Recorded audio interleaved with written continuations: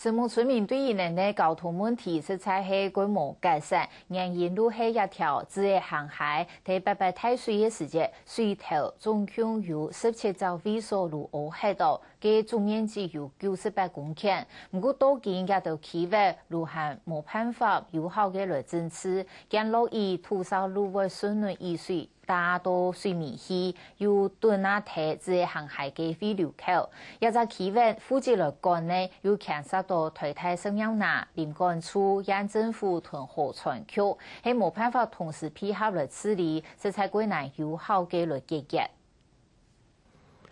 透過對天燈攝錄起嘅相片，可看到自康區水條嘅部分有見到本片嘅素材，望清晰之前。這個加西班度嘅內石是危害到水門嘅部分。林務局去年發布正式嘅企劃，經過800太資料後，要萬呢都係太石頭。林務局講，係因為急需嘅素材內沙冇清配，所以內石將會敦促改變。有建議第4河川區配合河涉溪堆置的一個河道會配合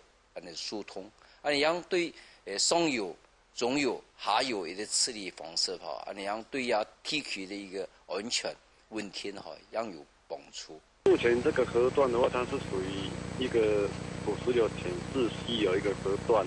如果說遇到這個河床這個淤積的情形的話，我們都是以我們一個開口河為進行處理。因為水條內石敦促改位，沒操性重建工程困難。南投縣政府講，本來設計為做個橋，到嚟下做下停配。因是因為呢條內石已經同做好嘅橋墩安排咧，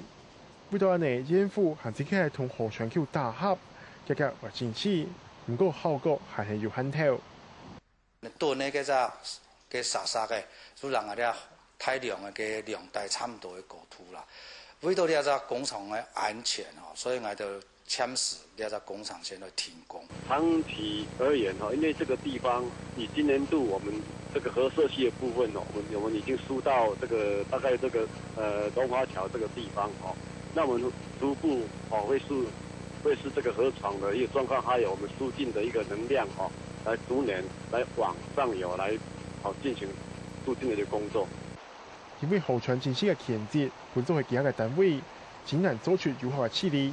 所以南投縣政府講，可以使用全流域嘅管理方式，就係挺好嘅方法。不可諱言，如講當國比如講從愛玉子區你係屬林務局，下邊下游段有河川局啦。當然，我想政府沒看到呢一件事情嘅一種問題啦，所以你景演圖跟盲演圖中央政府組織再造呢一片，應該用全流域嘅一個觀念啦，來做河川嘅治理啦。南投縣政府講，最近相關單位開會協調了後，已經有初步共識。因為項目村民嘅永久屋做下完成交屋，國家內石程度太嚴重，所以已經發布自康鐵橋決定稍為停工。另外，敦促急需素材嘅內石，縣府係繼續協調相關建設單位來清。另外，呢時實清後，無任何單位實提出明確嘅時間表。客家新聞李鳳琪南投報道。